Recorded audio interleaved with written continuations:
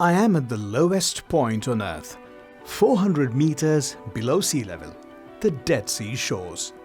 On one side are rising mountains, and on the other, some of the world's best resorts where I could experience the famous Dead Sea mud bath, rejuvenative yet expensive. Or I can go float in the saltiest sea on Earth, help myself to the same amazing mud, and enjoy the benefits in a more down-to-earth way.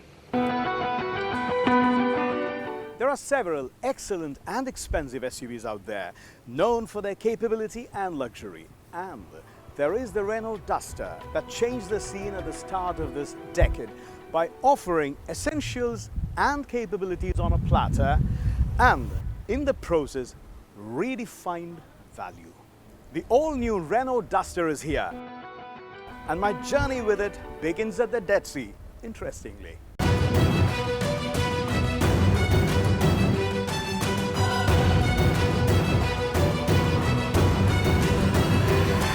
On the drive, it's immediately obvious that the Duster drive is much more refined and smoother.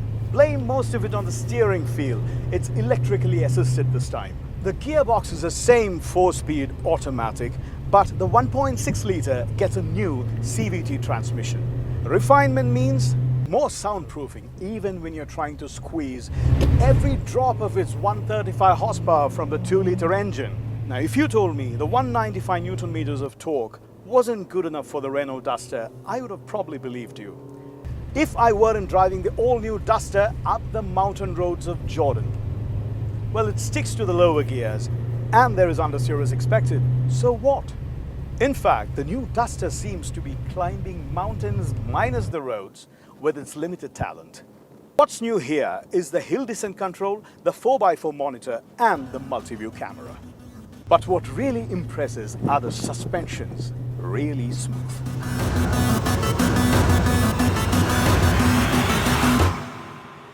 All that I told you so far are things we already knew about the Renault Duster. Besides certain exterior changes, the real change lies in the urban side of the SUV. Renault has added what they call easy life features like blind spot warning, automatic air conditioning, keyless entry, and a 7-inch touchscreen. Now, Renault is using materials that are softer and more supple, although the headliners and some of the plastics give an indication of where the savings have taken place. Bits of the familiar ruggedness remains, like the way the seat trundles up and down. There is an armrest, as I've always said, the most essential luxury in an economy cabin. The all-new Renault Duster has just added features that will help it blend into the overcrowded urban SUV category.